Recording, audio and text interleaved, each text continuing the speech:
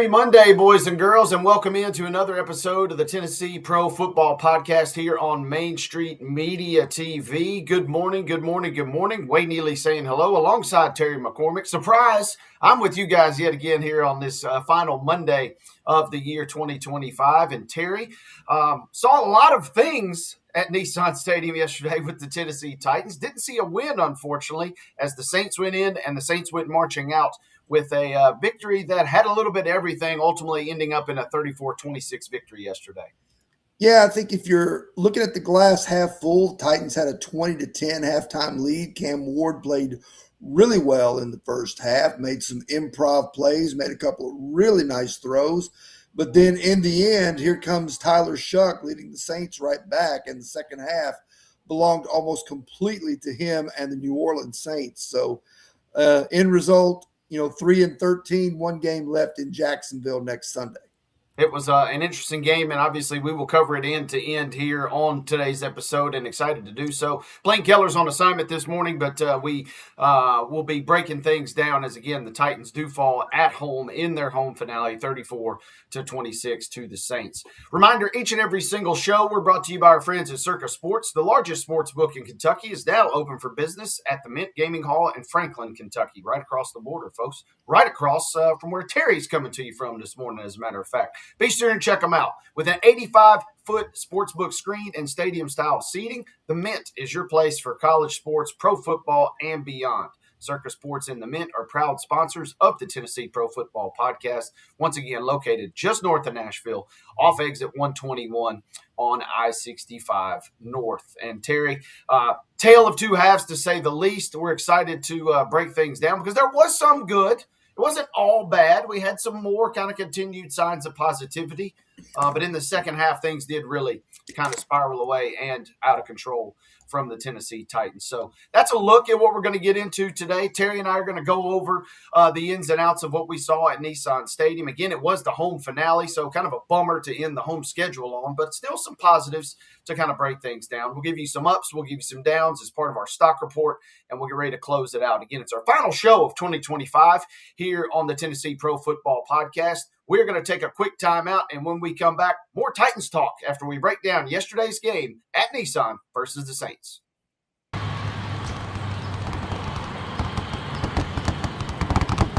The winning just got closer. All new Sportsbook, the latest gaming machines, live horse racing, and more. The Mint Gaming Hall, Kentucky Downs. Winning just got closer.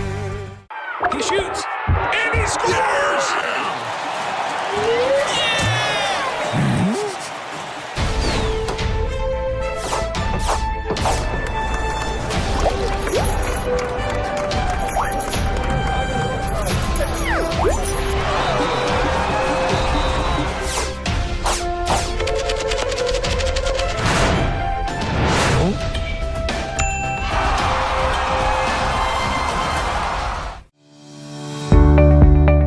When I think of Delta Dental now, it's really their core values. It's the volunteerism, it's the giving back. Delta Dental gives us 10,000 toothbrushes. So twice a year, we have these children that are going home with food that may not have weekend food, and they're also getting a toothbrush. The best partners are the ones that truly do impact the community together, and I don't think there's a better example of that than our partnership with Delta Dental.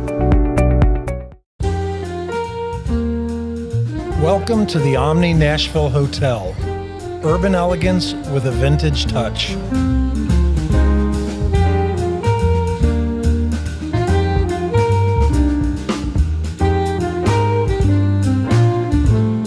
Our 800-room hotel opened up in the fall of 2013 with 746 guest rooms and 54 suites.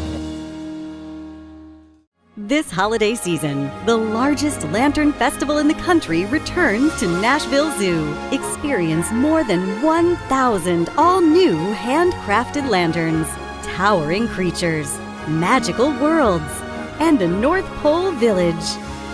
At the center of it all, the Smashville Ice Rink. Welcome back to Zoolumination at Nashville Zoo. Bigger, brighter, and better than ever.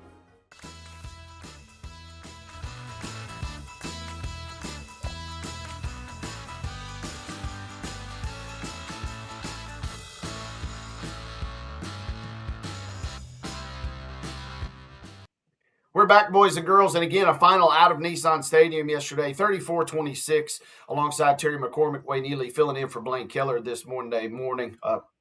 Cold Monday morning after the 70 degrees that you and I were subjected to at Nissan Stadium yesterday, Terry.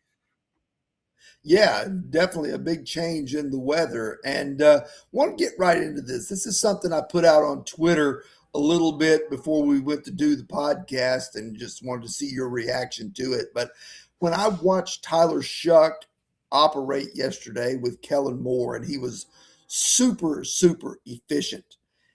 I think when you watch where the Saints are right now, a roster with a lot of holes, but with a promising young quarterback, it feels like the Saints are right in the position that the Titans had planned to be under Brian Callahan and first Will Levis, now Cam Ward. And the Saints are already there with their guy, it looks like. It does look like that, Terry. And, this was an interesting game. Two ways to look at yesterday's game, right? I mean, you could look at it and say, oh, my goodness, it's the Saints and the Titans. There's a combined, 8 wins coming into Nissan Stadium. But I was kind of fascinated by this game because the Saints had been playing some outstanding football. The Titans had been playing better football. And two of the, if not the best, the only real viable rookie quarterbacks this season. And to your point quickly with Shuck, yes, I was excited.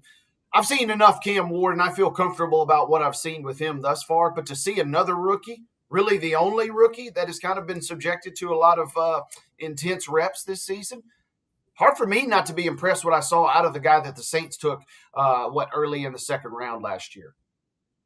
Yeah, I mean, it kind of reminded me, tell me if you get a different vibe, but Shuck kind of reminds me of what Will Levis looked like when he played the second half of his rookie year under Mike Vrabel.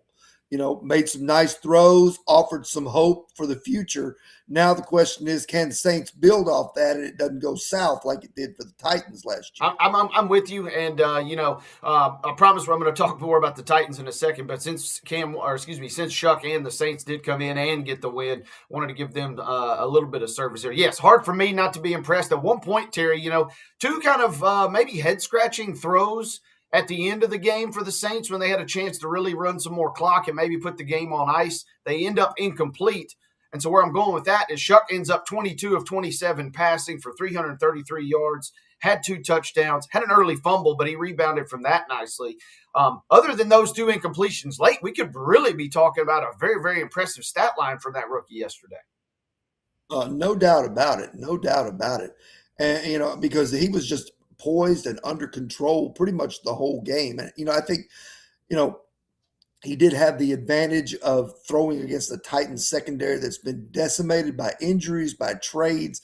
I think Amani Hooker's about the only guy left that started the season with the Titans as a starter back there in that secondary. Everybody else was either a backup or somebody they picked up off the street, And, with all due respect to Darrell Baker and Jalen Armour-Davis, who was injured yesterday, and Keemon Hall and guys like that, it's just hard to keep up when you don't have really top-level NFL caliber cornerbacks, and Tyler Shuck and the Saints took advantage of that, really, with Chris Olave, but also with some guys really that you never heard of either going out and making plays for the Rams. Yeah, there were a couple guys whose names I'm not even going to attempt to pronounce for the Saints. That's how far they are down on the depth chart. But yes, Olave and Juwan Johnson kind of carrying the heavy burden there. And those are 2 big difference makers. Olave in particular at receiver, and Juwan Johnson is one of, an above average perhaps tight end. So speaking of tight ends, Terry, let's now shift to the Titans. What did you like in particular,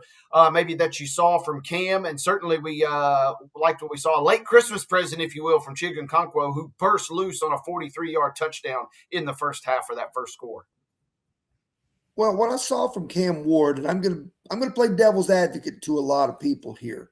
I thought he was very, very impressive in the first half. I thought he was impressive on a couple of those off-script throws, which just seems to be his specialty, of rolling out and making, something out of nothing. The throw to Mason Kinsey was very, very impressive, where Kinsey makes the diving catch inside the 10-yard line. There was another throw down the field that was caught. I can't remember if it was Io Manor or DK one. It was a very high-level throw from Cam Ward. I think where I get frustrated with Cam Ward is this. when the Titans needed a play from him, that's when the offense stalled out. They went 3 and out after giving up the lead to the Saints, and then they got it back a couple of more times, were able to get down somewhat in range across midfield around the Saints' 35 or 40-yard line. But then when they really needed it, nobody could come up with a big play, not Cam Ward, not his receivers. And I thought the offensive line, I know there were 4 sacks yesterday, but I thought the offensive line did an outstanding job of protecting him for the most part, because he had, I think somebody said, if you're into all those PFF metrics and things like that, the highest time to throw rate in the NFL this season. There were a couple of times he just stood back there like the Statue of Liberty looking for and waiting for somebody to break open. Yeah, and, it was certainly frustrating, obviously, at the very end of the game. The Titans put themselves in position, maybe, part of that coming from the Saints, and those throws that they made at the end on their final drive gave some extra ticks of the clock to the Titans, and you're thinking, okay, let's see. It was eerily similar to the timing of the way things were going yesterday, Terry, because the Colts had just had a Hail Mary attempt. Didn't get to see Phil Rivers throw a Hail Mary. I was hoping to see that one last time just for fun, but they have Riley Leonard throw that. But almost simultaneous with the Colts throwing a Hail Mary that ultimately was intercepted by Jacksonville and ending their game, we were maybe going to see a Hail Mary attempt from Ward and the Titans. And for a guy who could literally just seemingly flick his wrist and launch that ball that far, we got a kind of comedy of errors to end the game. So we were robbed a little bit in a sense of even seeing some late drama there. I'm with you. Great start, not so great finish for the Titans signal caller and really by and large the offense yesterday. Yeah, I think that, that is it. They were able to get enough from the running game. Tony Pollard didn't go for 100 yards, but he did get over 1,000 for the season. I think he wound up with 80-something yards here. I got the stats in front of me. Let me look. He wound up with 85 on 18 attempts, which is solid. Not great, but solid. And the other thing, too, is, going forward, they've got to get Cam Ward some more weapons. Chimdike is a nice little player. Iomanner's probably best as a third or fourth receiver. They really need an alpha receiver like you saw with Saints having Chris Olave.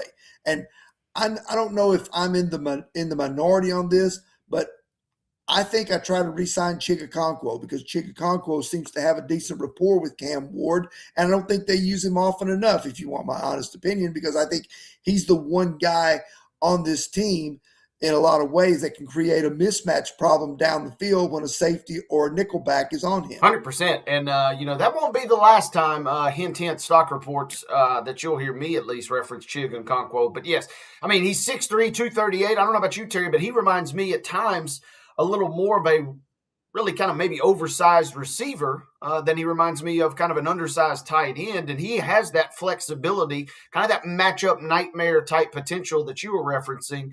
He could be a nice piece, but to your point, exactly. You saw an elite receiver on the other end in Olave, an elite receiver on a bad team, let's put it to you that way, take advantage and make some things happen, again, against a banged-up Titan secondary.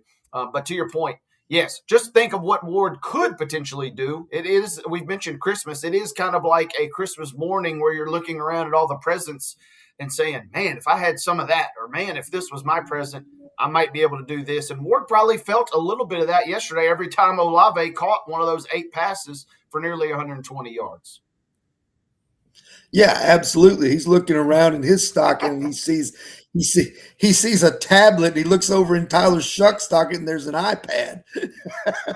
It was interesting in there. One other thing that I do want to point out, and something maybe to at least consider food for thought. Shuck comes in, and we talked about it obviously a lot in the offseason. 26 years old. He is a seasoned veteran. He's a grown man, as the kids might say there. Whereas Ward a few years still behind in terms of just physical and mental maturity, perhaps. So something to consider, but the Saints did get their offense rolling. And, Terry, it was about as crazy of a game as you could ask for. We saw a punt of, 13, 14 yards in the first half. We saw fumbles everywhere. We saw interceptions or near interceptions at times.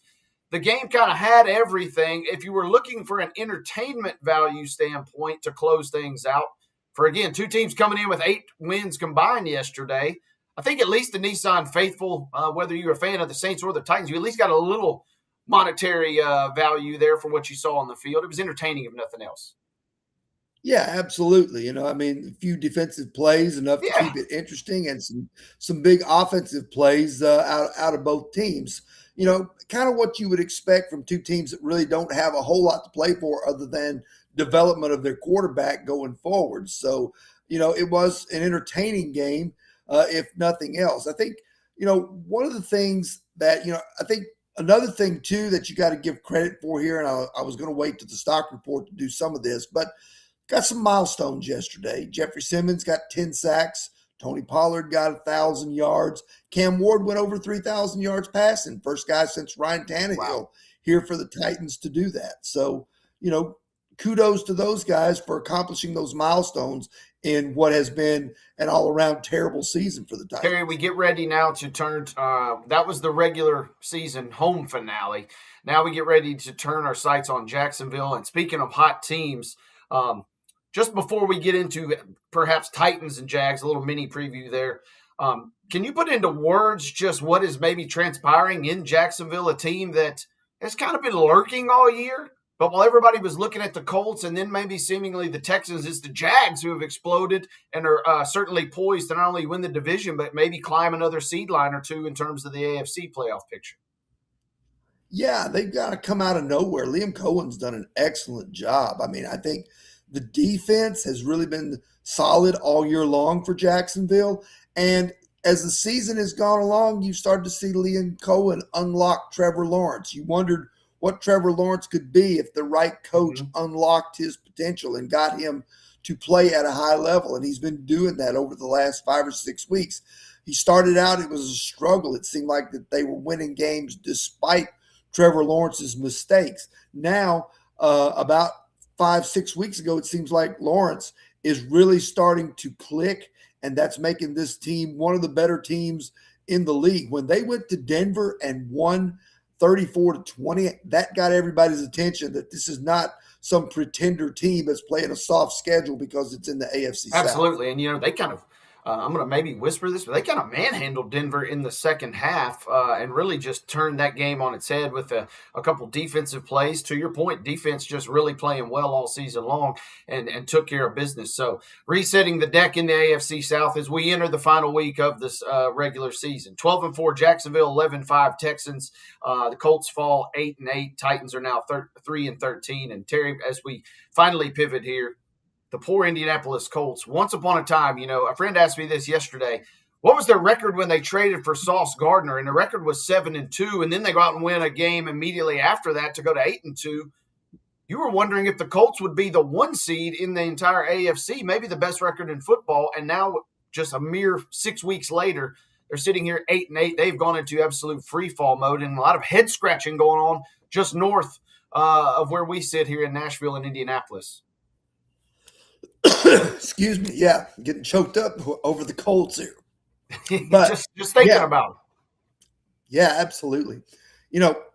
When you lose your quarterback, you lose a lot. And Daniel Jones had kind of cooled off after a hot start. He was starting to fall to earth a little bit, but still was giving them solid enough play behind that line and the running of Jonathan Taylor, and the defense was playing solid. But now, with all due respect to Phillip Rivers coming in off the couch after 5 years being retired, with all due respect to him, I think he's a Hall of Famer myself.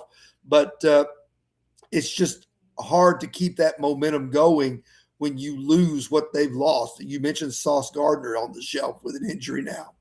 And losing Daniel Jones certainly was catastrophic because, Anthony Richardson was out with an injury. Riley Leonard, not yet capable of carrying the load as a rookie late round pick. So it just kind of perfect storm of a lot of things happening for the Colts, trading draft picks. They're in a mess. They're probably going to re-sign Daniel Jones, but I'll be honest with you, if I were the Colts, not knowing what Daniel Jones' situation is injury-wise, I would think about taking a look at Malik Willis as your starter for next year. Man, he looked good, didn't he? Again, I don't know if it's the LaFleur factor there in Green Bay, but whatever is going on, he looks efficient. playing and making smart decisions and taking care of the football and making good throws. If you're a Titans fan, maybe you don't watch many Packers games when Malik Willis is playing, because it seems like he's doing nothing but playing good football for them right now.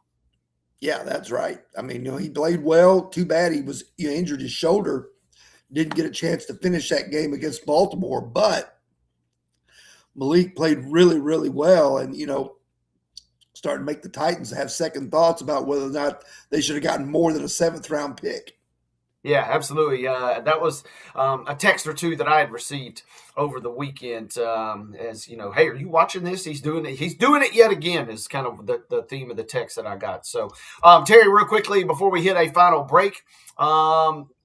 Actually, let's go to our final break, because we're going to collect our thoughts and we're going to get into stock report, and we're going to get into a final bit of news and nuggets here. As again, we come up to you on the heels of a 34-26 defeat. The Titans fall to the Saints in their home finale, and we will be right back after this. But first, we want to remind you before we go to a timeout that our good friend at Circa Sports, home of the largest sports book in Kentucky, now open for business at the Mint Gaming Hall. They are our proud sponsors each and every single week of the Tennessee Pro Football Podcast. So make sure, once again, you check out the Mint Gaming Hall in Franklin, Kentucky. Terry and I are back right after this to close things out with stock report and more here on this episode of the Tennessee Pro Football Podcast.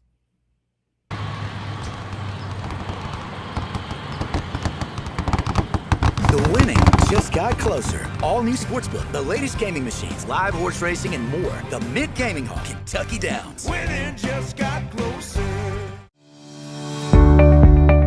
What I think of Delta Dental now, it's really their core values. It's the volunteerism, it's the giving back. Delta Dental gives us 10,000 toothbrushes. So twice a year, we have these children that are going home with food that may not have weekend food, and they're also getting a toothbrush. The best partners are the ones that truly do impact the community together, and I don't think there's a better example of that than our partnership with Delta Dental.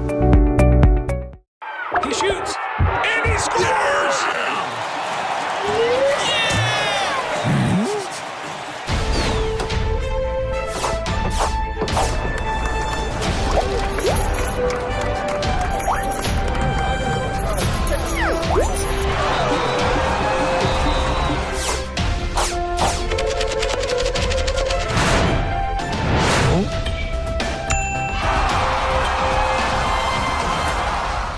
This holiday season, the largest lantern festival in the country returns to Nashville Zoo. Experience more than 1,000 all-new handcrafted lanterns, towering creatures, magical worlds, and a North Pole village.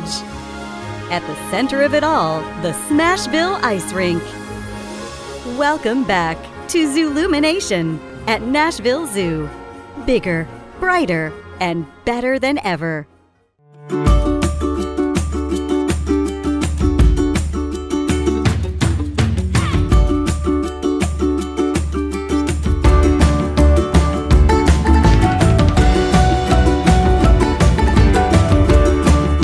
Hi, I'm Joseph Burgoyne, Chef Tournade of the Omni Nashville Hotel. Come see us at Kitchen Notes.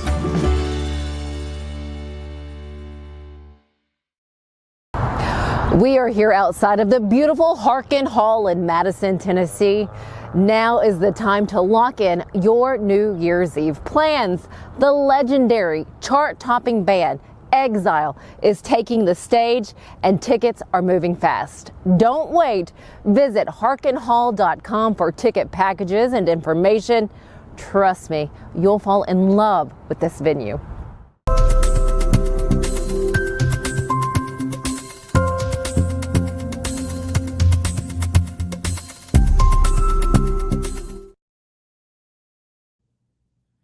Stock report time here on this episode of the Tennessee Pro Football Podcast. Wade Neely saying hello alongside Terry McCormick. Terry, let's talk ups, let's talk downs. Who impressed you? Who maybe didn't impress you coming out of yesterday's loss at home to the Saints? Okay, I'm going to give a big stock up to Chigakonkwo, going out in a blaze of glory. Didn't have a touchdown all season until 2 weeks ago. Now he's got 2 in the last 2 games.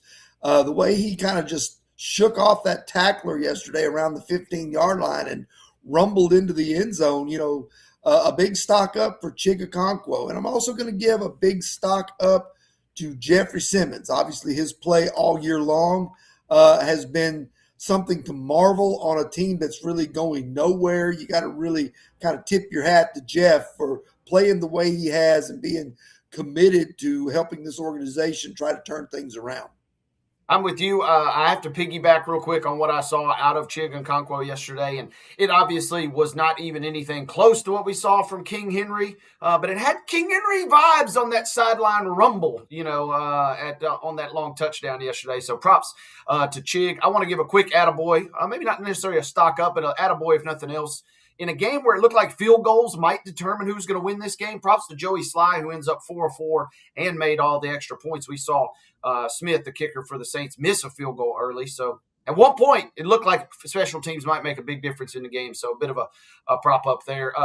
Terry, who may have not delivered their best performance in your mind yesterday? Stock down, if you will. Well, stock down's got to go to the secondary because they just got ravaged by Tyler Shuck to the tune of 333 yards yesterday, 22 of 27. And like you mentioned, had the Saints not tried 2 downfield shots on their last possession that fell incomplete, he would have been like 22 of 25, which is just amazing.